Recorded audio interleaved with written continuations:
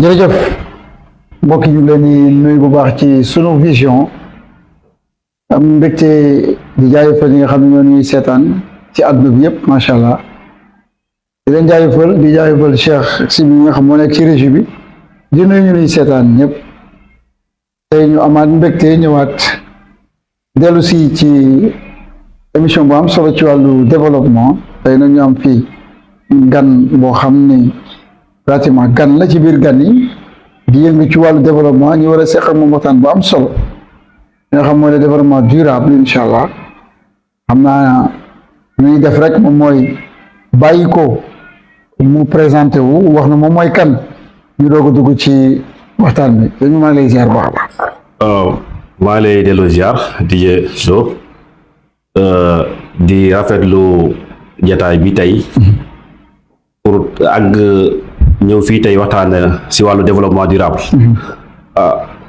par rapport ak question bi ngeen a wax nag muy sama présentation man nag mën naa ne Mor Mbaye Diop laa tudd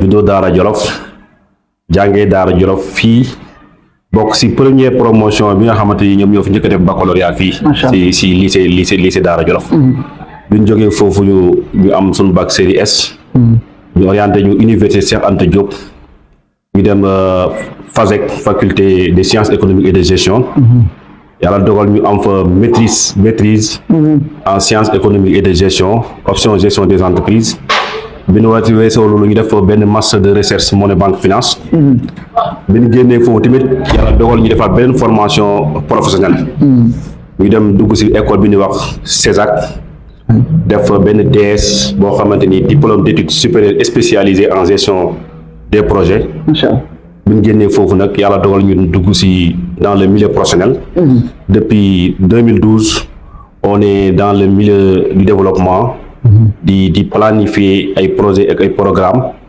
cette fois-ci dans le secteur de la pêche mais aussi du développement durable ñu occupe foofu ay postes de responsabilité actuellement on est coordinateur de projet si benn kuréel bi ñuy wax FENAGI pêche mu nekk benn kuréel boo xamante ne yëngatu si ay activités de développement si biir Sénégal gannaaw loolu tamit si liggéey bu permettre ñu bokk si ay réseaux yu bëri au niveau national mais aussi ay réseaux yoo xamante ni nekk na au niveau sous-régional ñu si yëngatu lépp nag di tourner autour du développement durable bi nga xamante ni moom nga wax sànq au-delà de cette casquette d'un agent de développement nous sommes aussi politique di yëngu si politique si biir Jolof gi dañ si yëngu si politique si wàllu koñ bi Daara Jolof koñ bi ñuy wax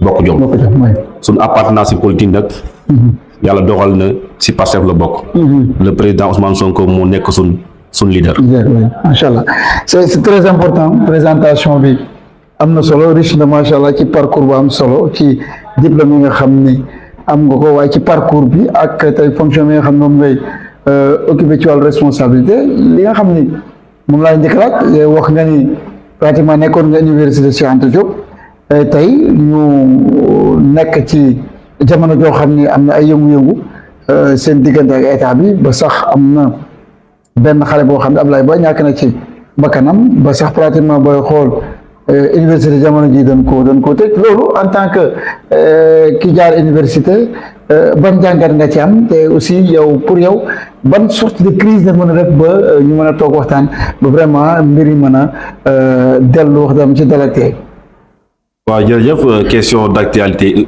oblige avant ñuy dem si tontu bi li ñu njëkk a def moom mooy dañuy incliner devant la mémoire de cet étudiant Ablaye Ba bi nga xamante ni ak jàngaarloo yi nga xamoon amoon na diggante force de l'ordre ak étudiants yi bakkanam rod na si di ko métitlu di ñaanal yàlla xare ko aljanna jeune de 21 ans boo xamante ni espoir la woon pour sa famille espoir pour le Sénégal boo seetloo nee nañ faculté de médecine la newoon te faculté de médecine li ñu xam mooy ku fa orienté rek tu es un brillant élève un brillant étudiant li ma ci wax mooy c'est une perte pour le Sénégal, c'est une perte pour la jeunesse sénégalaise.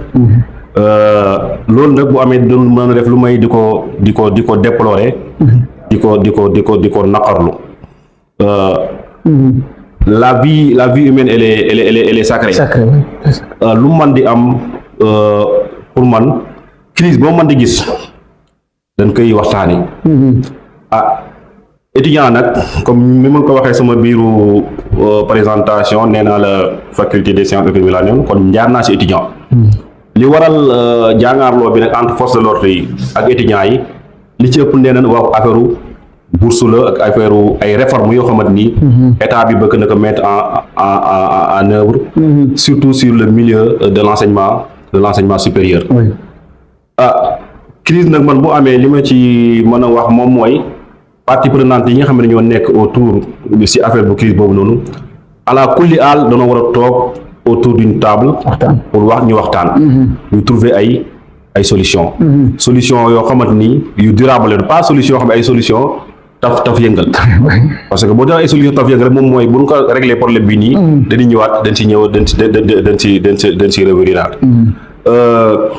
beneen bi mooy nouvelle autorité yi nga xam ne ñoo fi nekk dafa am dans li ñu jaay Sénégalais yi dafa am le capital humain da ci am solo de qualité te li ma jàpp moom mooy nit bu demee ba accéder à l'enseignement supérieur kooku am na capital de qualité bi nga xamante ni moom lañ bëgg bi nga xam ne Sénégal bi nga xamante ni moom lañ bëgg fekk 2050 ñu àgg fa su loolu c'est une ressource boo xamante ni humaine sûre boo xamante ni dañ ko war a consolider ñoŋal ko mais pas pour autant di def ay actions yoo xamante ni day indi ay perte parce que perte bi ñu perte ci étudiant boobu noonu Sénégal rek moo ci ñàkk bu li amee nag pour man solution bi moom mooy ne étudiants yi autorités yi doona war a toog ñu waxtaan bi nag bu amee mu nekk waxtaan boo xamante ni day lay lalu ci dëkk étudiants yi ñu laaj li nga xamante ni mën na nekk état bi tamit li ñu lay étudiants yi laaj li mën a nekk buñ ko mënee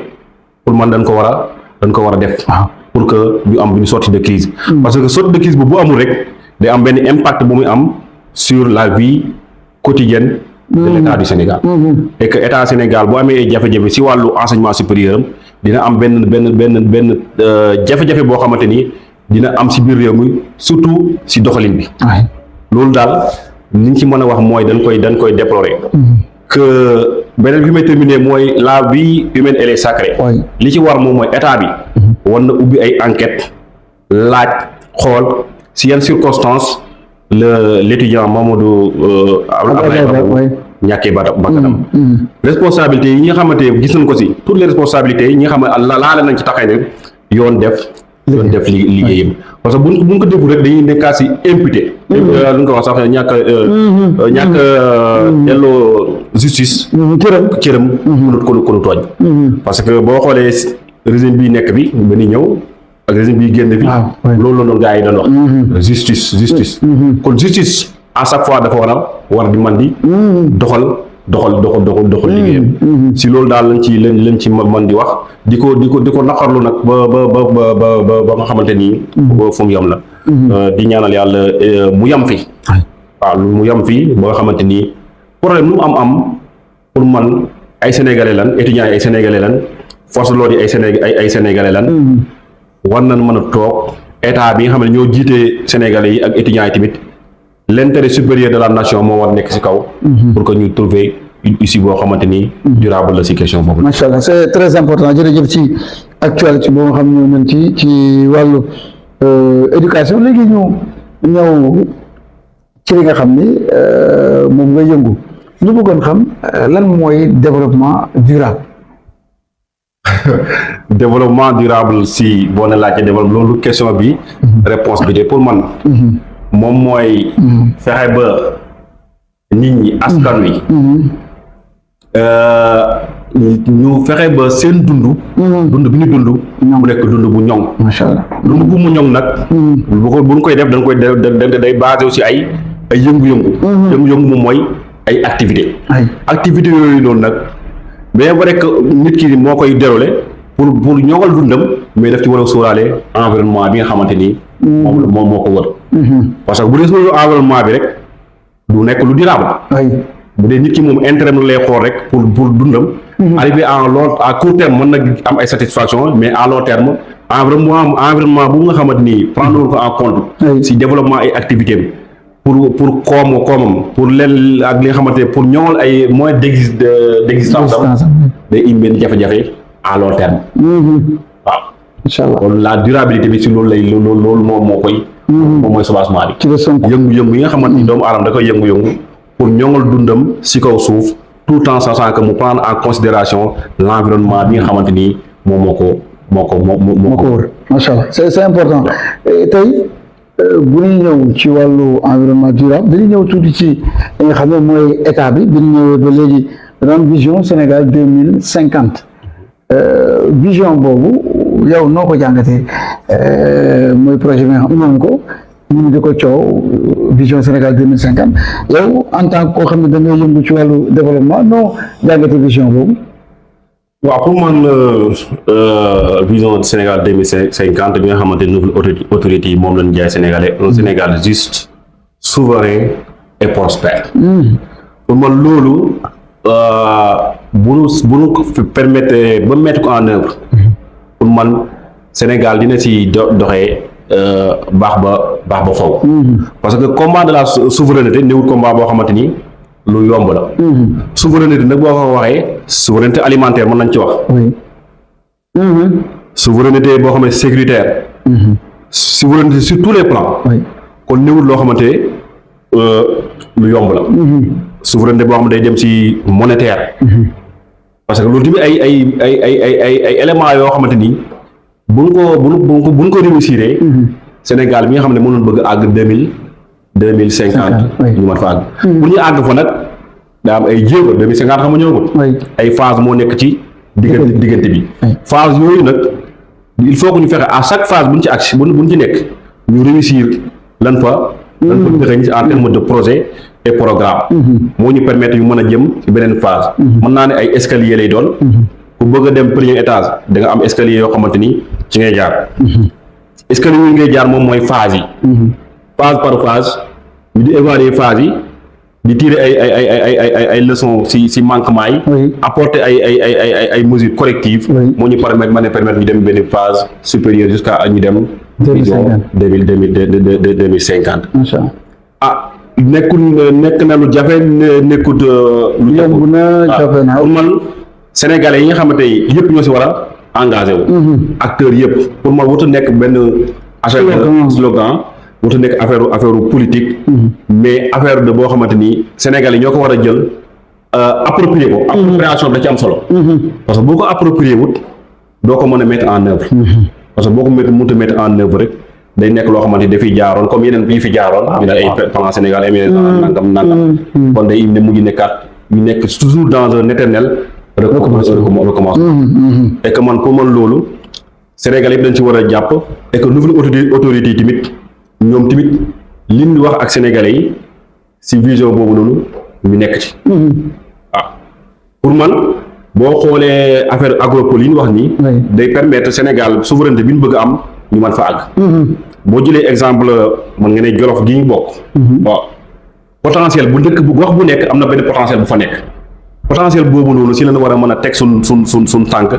ba goxaan yooyu noonu ñu mën ci gis seen bopp ñu créer ce qu'on appelle de la richesse. et que pour créer de la richesse il faut que ñu mettre en place des projets et des programmes mais di def des investissements mettre en place des ay usines. yoo xamante ni day def de la production de la richesse. pas des investissements yoo xamante ni day lourd et que du am retour sur investissement. pour man comme boo jëlee Jolof yi ñu def fi benn usine boo xamante ni mën naa jël exemple Jolof dafa nekk gox boo xamante ni élevage dafi dox.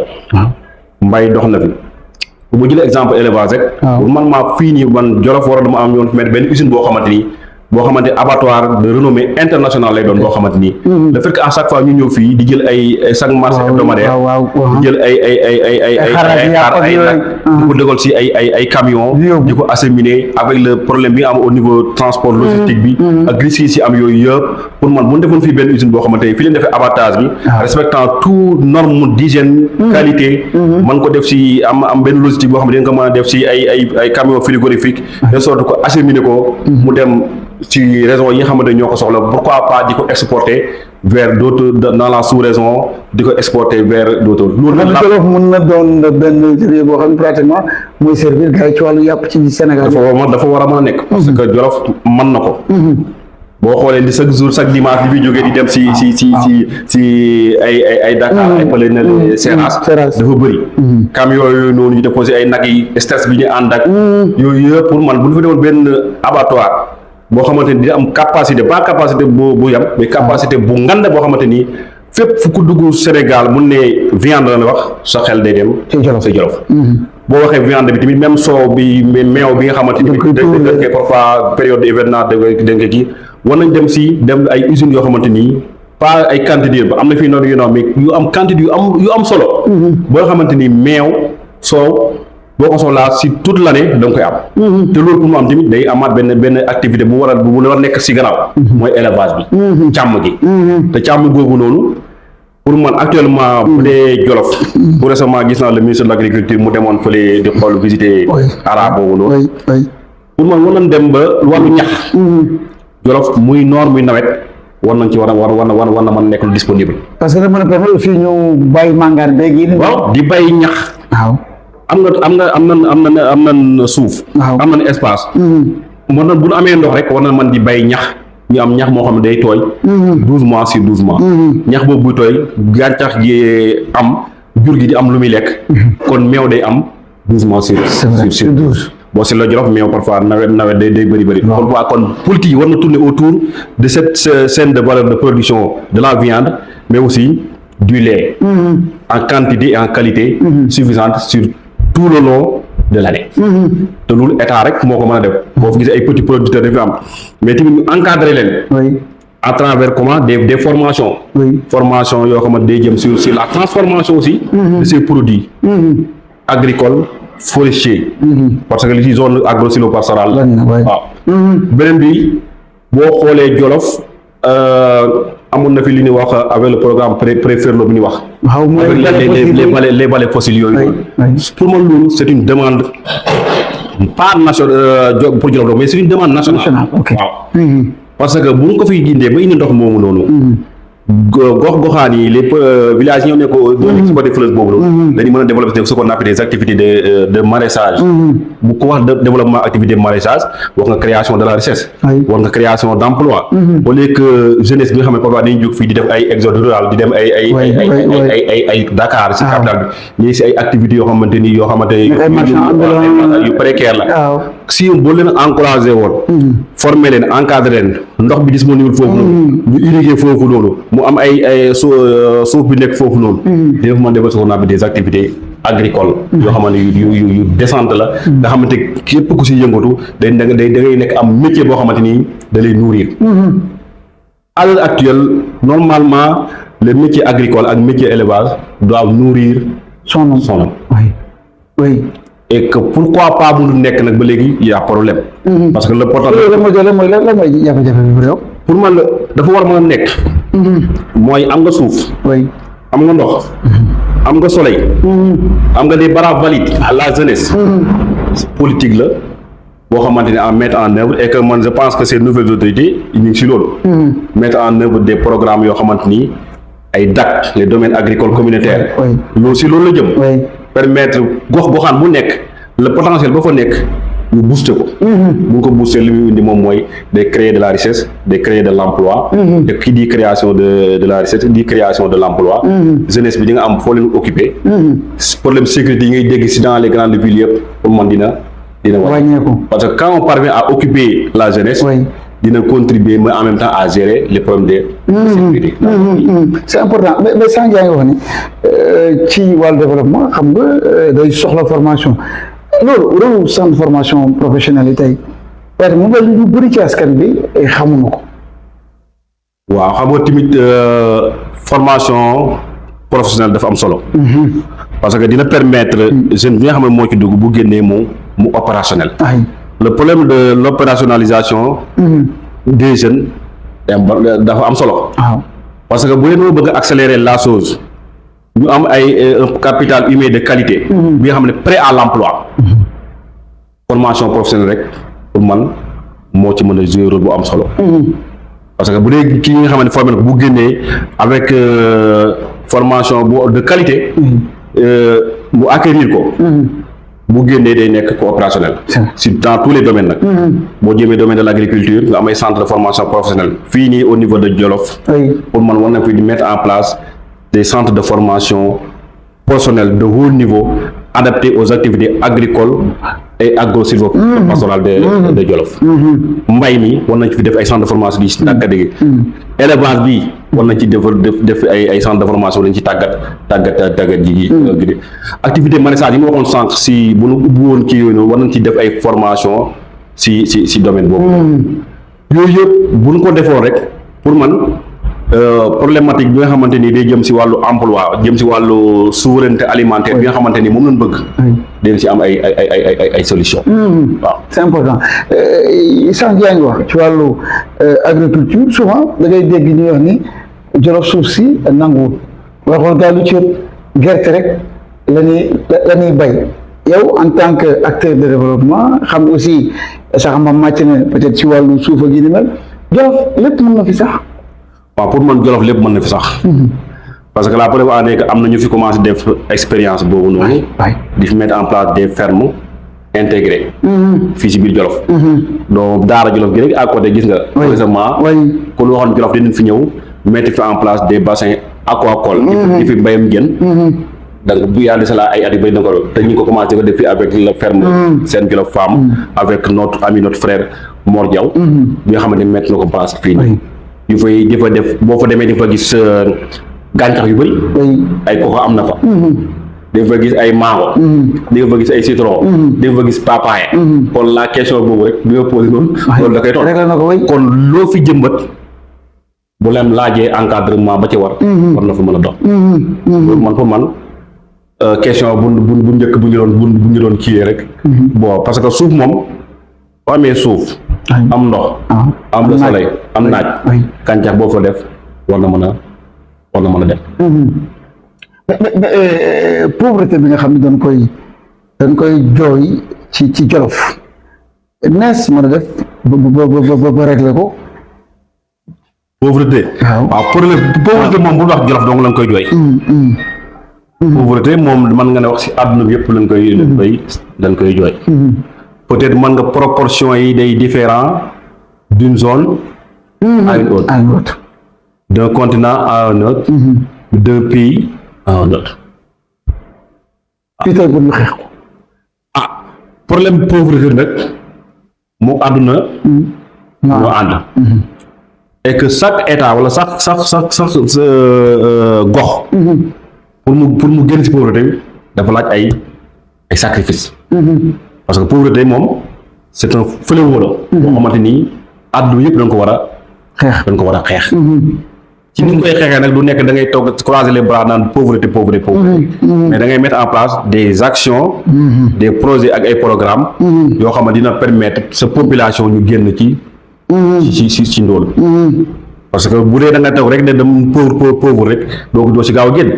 parce que il faut nga jëmmal dara. wala nga ne naam. dafa yàlla bay sa ngoo ko sax. waaw yàlla bay sa tool. day fekk nga am tool. waaw. pour loolu pauvreté boobu pour ñu mën ci génn pour man di ci njëkk d'abord moom mooy jàng dafa am solo. macha allah. dëkk yi nga xam ne dañoo développé yëpp mën nga ne xam-xam moo tax. ñu génn ci pauvreté. quand on prend l'exemple ay Japon. peut-être mën nga dëkk la boo xamante ni bëriwul ay ressources. mais Japon est parvenu à être parmi les pays développés à travers son capital humain de qualité. kon xam-xam rek pour man ni mën a ci jaar pour développer. Sénégalais néewut nit koo xamante ku ñàkk xel la. capital humain bu Sénégal war na mën a jaar pour développer. boo waxee su capital humain boobu comme ressource humaine de qualité boobu noonu mën nga tamit yàlla defoon na Sénégal nekk na réew boo xamante ni en terme de ressource naturelle am na fi. ressource naturelle boo xalaat rek am na Sénégal. am na or am na gaz. am na pétrole. am na phosphate. am na lépp. Pourquoi pas nag pauvreté bi des bi nekk ba léegi c'est la question qu'on doit se poser tout Sénégalais. yàlla may ñu loolu lépp ba léegi ñuy wax problème de pauvreté. pour man ñu engagé aussi gëm ne mën nañ génn ci pauvreté bi. comment bu dee ñi nga xamante ni ñoo jiite wàllu alalu askan wi. ñu war ci dugal ci wàllu transparence. macha allah. wàllu transparence xeet ki wàllu ni wax wàllu corruption. si promouvoir ce qu'on appelle la bonne gouvernance. Parce que bu ñu promouvoir la bonne gouvernance quelles que soient les ressources naturelles ñu am. quel que soit potentiel bu ñu am duñ gaaw a génn si jafe-jafe boobu. parce que bu dee lu ñëpp bokk kenn moo ko mën a jël ne ko tungoom. kon jafe-jafe boobu noonu mu wàllu ñàkk boobu noonu. duñ si gaaw. pour jógee si loolu tamit wàllu comme li wax sànq xam-xam formation mettre en place aussi ay usines. dëkk yi développé yëpp dañoo am ay usines.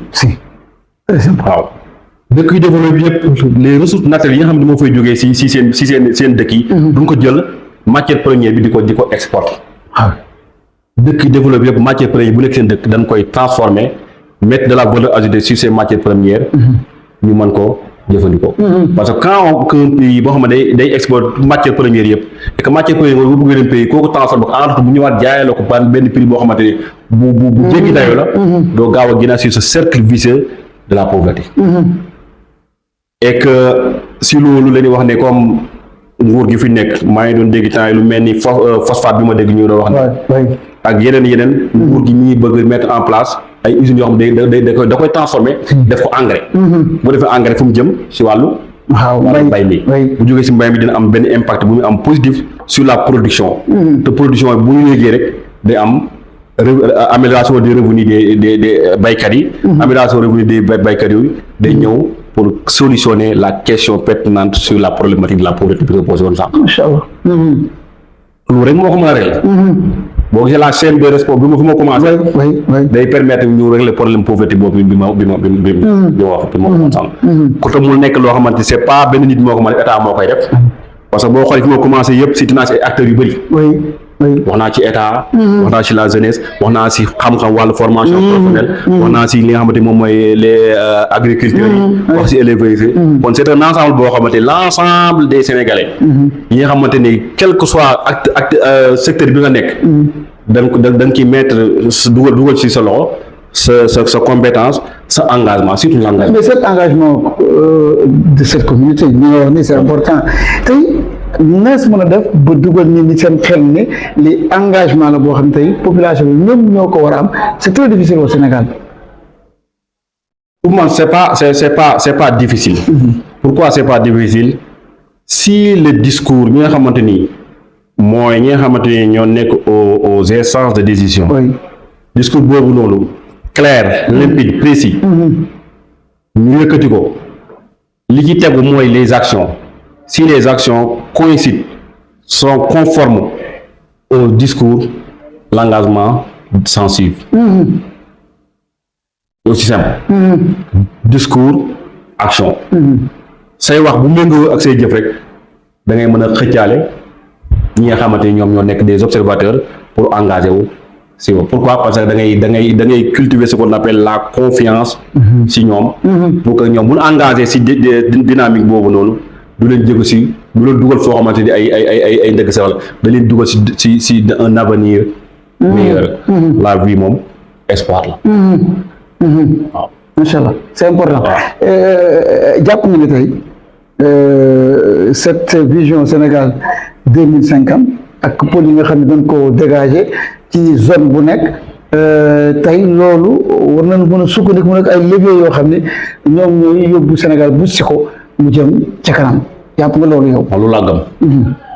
parce que boo xoolee agropole yooyu noonu. ñëwut loo xam ne dafa ñëw rek tombé du ciel. dañ ko càmbar gox ko xam bu nekk ñu def benn diagnostic approfondi identifier yan potentialité moo fa nekk ñu ne buñ identifier potentialité yooyu noonu pare ñu ne gox bi lii ak lii buñ ko fa defee dina mën a booster économie locale ba fa nekk buñ booster économie locale boobu noonu dina mën a def création d'emploi ci gox goxaan yooyu noonu boo xoolee pôle bi nga xamante moo doon booloon boobu agropole bi nga xamante ne Daara ci la bokk mooy agropole je pense mooy bu Diourbel bi li ñu fi wax noonu ci bëgg a def lépp néewul ne matière première bi dañ koy jëlee ci beneen agropole nattale bi ci agropole bi ñu bokk foofu lañ jëlee bu ñu demee ne beneen Daara war na fi benn usine boo xam ne tannerie moom day demaa ci wàllu élevage bi nga xam sànq der yooyu fan lay jógee kon il faut que ñu am ay élevage boo xamante ni mi ngi dox jur gi nekk bi ñu mën a am der parce que comme mu der moom mën nga ko xam il faut nga am élevage waaw boo xoolee ñu nekk au niveau de Touba ñu ne ñu fa commencé dafa mettre en place benn usine boo xamante ne day defar ay assemblage avec ay oto yuy defar ci militaires yooyu kon loolu tamit day permettre ñu day am création d'emploi parce que usines yooyu noonu ay chinois ñoo fay ñëw wala ay européens ñoo ñëw ñu fa liggéey ay sénégalais ñoo fay nekk Sénégal yi fa liggéey Sénégal day ñëwaat si loo ko sànq capital humain de qualité boobu dafay dugg da leen di former formation de qualité mooy permettre bu leen dugalee foofu ñu mën a ñu productif dans le domaine bu nga ko defee Jolof def ko si gox-goxaan yëpp kon au niveau de chaque agropole local day dafa am benn économie locale bu fay émerger li fay émerger moom mooy jeunes yi fa nekk au lieu que ñu bàbbeeku di dem si yeneen dëkk yi bàbbeeku dugg di jël émigration clandestine ak kii si ànd yëpp bu ñu tourné à côté dinañ mën a gis benn activité boo xamante ni de proximité bu leen jege bi nga xamante ni en lien avec seen compétence fekk à côté am na ay centres de formation yoo xamante ni adapté à ces activités pour permettre ñuy génn si centre de formation yooyu noonu ñu mën leen directement orienter dans ces activités de agricole yoo xamante ni mën a nekk pour man loolu moom mooy solution bi nga xam ne Sénégal mën si wax parce que bu dee loolu rek mooy permettre souveraineté bi nga xamante moom lañ bëgg ñu mën ko atteindre fii 2000 si à travers la vision Sénégal 2050 mu laaj un engagement de tout un chacun parce que néewut loo xamante ni tooba saxal mbaa ñu c'est ça parce que lépp loo gis dafa am ce qu'on appelle une base et que pour man autorités ñi ngi sont en train de lancer ces bases mooy ñu samp kii yooyu noonu usines yooyu noonu si gox goxaan yi nga xam ne kenn ko ne fa la nekk bu base bi solide fondement bi dëgër li loo ci booy def sa élévation def sa courage day am solo mais bu base bi solide rek day ji parce que nag fondement moom boo xoolee booy gas di def fondement moom li ngay gas da ngay gas ci suul ñëw loo xam ne da ngay looy gis en vue la mais bu bâtiment bi day ba taxaw rek di nga xam nax fondement bi moom diis na baax na wala baaxul pour man Sénégalais yi dañ si war a engagé wu et que autorité bi ñu gën si baral tànk baral jéegi l'homme qu'il faut à la place qu'il faut surtout loolu l'homme qu'il faut à la place surtout loolu pour man mooy permettre rek vision bi ñu mën a jaay bi ñu jaay Sénégalais yi ñu mën ci am un résultat boo xamante ni du décevoir Sénégalais yi nga xam ne ñoo engagé si cette nouvelle dynamique de Sénégal juste souverain et prospère. Secteur informel aussi parce que aussi ci njaboot gi lañ bokk te bu ñuy xool réew mi ñu ci ëpp ci secteur informel la ñuy yëngu ñooñu aussi nees mën leen organiser vraiment pour que ñu mën a am loo xam ne aussi gor mën na ci dund aussi c'est important. waaw Sénégal moom man naa ko ba ñu tuddee du ma ko tuddee secteur informel parce que ñooñu ñëw tuddee secteur informel képp koo ci dem il est organisé. C'est formel très organisé. il est organisé si li muy def. jaaykatu caaf bi sax il est organisé. bu xëyee dina xam lan lay jënd ñaata lay jënd nangam ñaata lay jënd. li ñu war a kay moom mooy comment ñu leen encadrer ba mën leen identifier à travers ñi nga wax sax fu ñu formalisation bi. te pour man état bi ñu ngi ko yombal. actuellement ku bëgg a créer entreprise moom 24 heures wala 48 heures. mën nga ko créer. déclic bi ci nag ak nag moom mooy sénégalais yi nga xam ne ñoo nekk si Evo ñu si bëri bëgg ñoo formaliser wu. am na ñu si bëri dafa am lu ñuy ragal. et que man li ma jàpp mooy formalisation dafa am ay avantages. avantages yu bëri da ci am. ba organisme boo xamante ne wala dafa formaliser wu. parce que boo formaliser wu dina permettre état bi nga xamante ne moom mu mën la recenser. yenn financement yi nga xam état da koy mettre en place tamit di ko jàppale yenn acteurs yi. ñu formaliser wu ñoom ñu ñoo ci mën a bénéficier wu. fii y a beaucoup de plateformes de financement yoo xam ne mi nekk si biir réew mi. état bi di ko mettre en place c' est pour ñu formaliser ñi nga xam ne ñun formaliser pare ñoo ko def. et que état bi mettre en place boo demee ay APIX ay chambre de commerce yëpp foo dem mën nga formaliser wu ci temps record bu yam. li ñu war def moom mooy def si benn communication sensibilisation acteurs yi nga xam ne ñu war ñu ragal formaliser wu. formalisation avantage rek. moo ci nekk. pour encadrer leen nag mooy ñi nga xam ne ñoo formaliser wu boo xoolee actuellement avec les nouvelles autorités ñuy def promouvoir avec les coopératives. coopératives yi wax ñëpp les c'est une forme de formalisation yoo xamante ni moom la bëgg a mettre en place autour des acteurs yi nga xam ne ñoo yëngu si wàllu dans tous les secteurs. secteur boo mën dem léegi mën nga am coopérative. coopérative boobu mooy permettre ñu au lieu ñoom nga nekk de une personne individuelle de façon isolée ñu def ay groupement de telle sorte que dina mën a xàccandoo dóorandoo pour que problème boo xamante ni problème bu benn nit mën a régler parce que mbooloo moo ko gën a mën a coopérative bu ñu ko mettre en place ils vont bénéficier ay formation bénéficier formation dina leen permettre ñu am accès si yenn financement yi. bu ñu amee accès yenn financement dina leen permettre ñu mën a ensemble développer des activités collectives. parce que activité collective parfois moom mën a trouver ay solutions si yenn problèmes yoo xamante ni day d'envergure nationale lay doon. surtout problème de mi nga doon wax sànq jëmale ci wàllu pauvreté boobu. gis nañu ci daara am na activité yoo xam ne yu bëri yaa ko doon piloté est-ce que mën nga ci dellu si. comme yan. bari na ay activité yoo xam ne def nga ko jàppale jigéen ñi gi ni mel coordonné na ko. activité politique bu dee politique bu dee développement. waaw daara moom boo dee activité politique yi ñu fi mos a def ñun ñoo ko defoon avec pas ñun dong mais cellule Pastef Bokk Jom. nga amoon ci cër bu yaatu. ñoo ko doon def. jiite ñoom Pape Cissé ñoom Adjaratou Kiné Niang ñoom ñëpp si cellule boobu la nekk. ñooñu tamit biñ koy def activité yooyu noonu biñ koy def dafa am lu gëmoon rek ba te ñu gëm ko ba léegi. le don de soi pour la patrie. si loolu si la nekkoon. activité yooyu noonu mën naa si revenir lu mel ni après l'accession au pouvoir def nañ fi benn meeting. boo xamante ne de remobilisation lañ ko tuddoon des militants. du PASTEF yi nga xamante ñoo nekkoon au niveau Daara Jolof à travers la coordination des cellules de Pastef Bokk Jom. mu amoon mobilisation bu am solo fii si biir Daara Jolof bi ñu jógee defoon nañ ci toujours dans le cadre du don de soi pour la patrie. nga xam ne militant bi nga xamante ni moo bokk si parti bi bu gisee benn problème si gox-goxaatam bu ci mënee indi solution da ci indi du ci xaar leader bi. du ci xaar parti bi.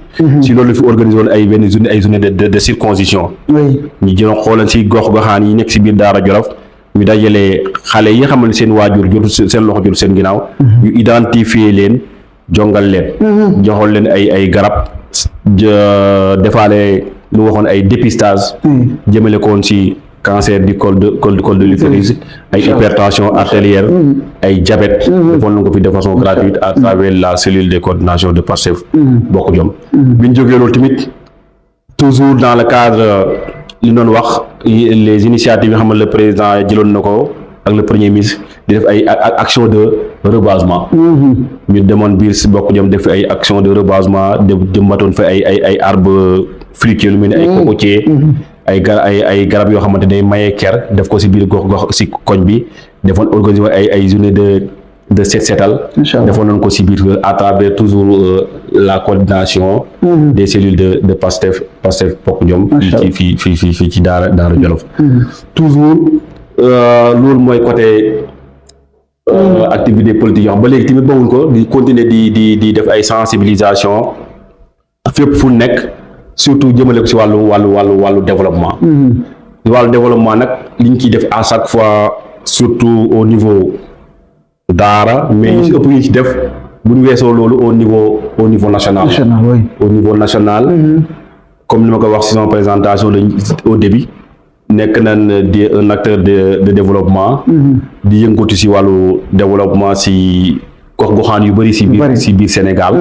di fa dem li ñu fa demee nag lu fa def toujours li ñuy def mooy encadrement la ñuy def. di encadrer jigéen ñi. di encadrer jeunes yi. surtout ñu développer ce qu'on appelle ay activités génératrices de revenus. Parce que activités génératrices de revenus yooyu rek mooy permettre jigéen ñooñu ak xale yooyu nga xam ne ce sont des couches les plus vulnérables. si dëkk bi pour ñu mën leen permettre ñu am ay sources de revenus. parce que bu ñu amul source de revenus rek dañuy seen précarité day gën a yokk. te précarité bu gën a yokk rek problème bi day gën a yokk solution yi day gën a laaj ay moyens yu gën a bëri. moo tax ñu permettre ñu dem à la base fa nga xamante ne fa la affaire yi kii au niveau des communautés locales les plus reculées. di dem ay Saint-Louis Île du Saloum. Fatick Dakar Thiès. mën naa ne bref daal wër Sénégal. à travers suñu liggéey. de manière professionnelle di fa dem di ensemble avec les acteurs à la base identifier ak ñoom leur problème. ànd ak ñoom trouver des solutions locales nag. endogènes. parce que si les solutions ne sont pas locales ne sont pas endogènes mettre ko en œuvre day jafe. parce que boobaa ressources yi moom mooy jafe. moo à chaque fois dañuy promouvoir naan les problèmes des communautés doivent être identifiés par les communautés elles-mêmes. Et les solutions aussi doivent venir des communautés elles-mêmes. Machallah, très bien. parce que loolu bu amul rek day indi jafe-jafe. di def ay actions de reboisement ci gox-goxaan yooyu yëpp dañ ko def actions de reboisement di dem dans le secteur de la pêche. parce que si loolu la leen gën a xam. di accompagner parfois ay jeunes ñu am ay développer ce qu'on appelle des activités aquacoles. benn ay pisciculture. parce que day nekk benn pisciculture wàllu benn alternative la. boo xamante ni ñu ngi ko seetlu léegi avec raréfaction de la ressource si wàllu napp gi alternative la. waaw pisciculture boobu pratiquement gis nañ ko yaa ngi ko doon wax sànq ci fii ci daara mooy boo demee toolu xob yële.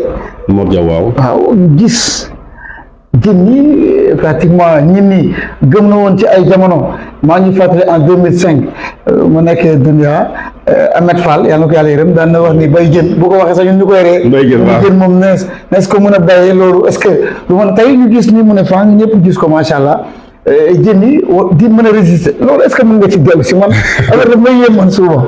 waaw jërëjëf jën yi de c'était à travers l'initiative d'un ami frère Mor Diaw qui est le promoteur. mu am ñu ko sax yéene. ñëw fii si Jolof mettre en place benn ferme intégrée. ñu ni nekk ay moroomam màggandoo yàlla am lu mu ci xamal. ñu solliciter ñu accompagner ko ñu mettre en place foofu ce qu'on appelle ay bassin yooyu nag boo actuellement boo tamit yaa am na 10 bassins yu fa nekk. ñu fa yar jën. di fa yar ñaari espèces. yu ñuy wax tilapia. ak clarias. tilapia bi ñu ngi fay yar tilapia rouge ak bu gris bi. si ñu xamul tilapia moom mooy jën bu ñu wooyee waas. si ñu xamul clarias mooy jën bi ñuy wooyee yes. jën boobu ñu wooyee yes nag boo demee ay Fuuta moom xam nañ ko bu baax mooy jën bu xam ba gudd noonu. ñu mettre ko en place defoon fi benn activité d'inauguration boo xam ne defoon ko fii. avec l'appui de l'ANA, l'Agence nationale de l'école de l'aquaculture, bi nga xam ne c'est dirigé par le docteur Sambaka. De passage ñu ko si remercier si activité boobu ñu defoon permettre aux promoteurs ñu gën a xam ferme bi. lu mën a nekk la mooy ne boo demee léegi da nga fa fekk jën yi. mu nekk pour man benn succès pour le Jolof. Et que buñ ko lawalee démultiplier ko problème mu jën moom dina am solution si biir goxaan bi nga xamante ni mooy Jolof. di woo tamit autorités yi tamit ñu jàppale acteurs yi nga xam ne dañoo bëgg a lancer wu sur le secteur de l'aquaculture et que mu nekk benn joxañ boo xamante ni le président de la République son excellence Bassirou Diomaye Diakhar Faye et son premier ministre Ousmane Sonko gëm nañ ne aquaculture alternative la mais alternative bi nga xamante ni moom la mën ci mën a jaar pour li ne bëgg a wax atteindre le problème de la sécurité alimentaire surtout en termes de produits de produits halieutiques surtout dans les zones yi nga xamante ni amul géej jën xaw na fa sori comme lu mel ni Jolof googu noonu si loolu laay ñëwaatee rek defaat une demande pour ñu defaat la réouverture des vallées fossiles parce que dina permettre boobu baax activité aquaculture bi ma wax nii pisciculture boobu tamit dina ko mën a def développé ko si gox goxaan yooyu noonu xam fépp dex bi dina fa jaar boo xamante ni dana fa mën a yar jën à côté nga xam ne dana fa mën a mbayum produit ay légumes nangam am jën foofu si pegg bi kon bu boobaa vision Sénégal 2050 boobu ñu bëgg di aspirer vers la souveraineté jéego yi day dañuy gaaw rapidement ñu accéder si souveraineté boobu noonu macha allah jërëjëf xam naa ni dama tàggatoo te laaju ma la tuuti rek politique noo gisee Pastef au niveau départemental élection yi ñu ngi ñëw noo ko jàngatee am ay chance pour gagner mairie bi aussi fay nga xam ni danañ fa jamante ci wàllu conseil départemental jàpp nga ni Pastef on a chance pour gagner. Man c'est pas une question de Pastef am na chance question bi mooy li ma gëm moom mooy actuellement Sénégal laay wax sax mën naa jàpp ne puisque la question est posée par rapport au niveau local Pastef moo fi ne man je vois pas une opposition boo xamante ni mën na faire face ak Pastef li may conseillé kay moom mooy ñu gën a harmoniser les actions autour de Pastef comme fi waxee harmonisation des actions moom mooy acteurs yi nekk biir Pastef yëpp les militants yi nekk biir Pastef les leaders yi nekk biir Pastef il faut que ñu am benn langage boo xamante ni bu commun la joxante loxo nekk benn xàccandoo di dóorandoo bu ñu amee loolu rek pour man bu ko Pastef bu def amee loolu kenn mënu ko xajul si kenn waaw loolu moom lu ma gëm la parce que boo xoolee élection yi fi jaar yëpp à chaque fois Pastef élection bu ñu teguwaat score bi day gën a yokk concernant nag fii si Jolof mooy daara mi nga xam ne man fi lan dëkk avec la municipalité bi fi nekk waaw daara ñoo gis seen bopp waaw pour man municipalité bi fi nekk jël ko léegul lu polo lu jafe il suffit seulement comme ni ma wax sama biir wax leader yi fi nekk militants yi fi nekk ñu am benn ñu ko sax ñu xàccandoo dóorandoo force yi bu bëree de disperser rek y'a problème atolo ci opposition bi waaw si toutes les forces ñu nekk autour de Pastef sont consolidées autour de l'essentiel xajun si kenn waaw bu dee force yi dañoo tasaaroo nag c'est un risque mbir mi doy na borom xel bam xel ek li ma gëm la ek lu ma gëm ci fi ma terminé moom mooy Sénégal bi nga xamante ni moom lañ bokk fi ñu bëgg a àgg si wàllu souveraineté alimentaire bëgg fa àgg si wàllu souveraineté nutritionnelle bëgg fa àgg si wàllu lépp la solution c'est Pastef la solution c'est le président Ousmane Sonko loolu laa gëm te loolu laa gis merci beaucoup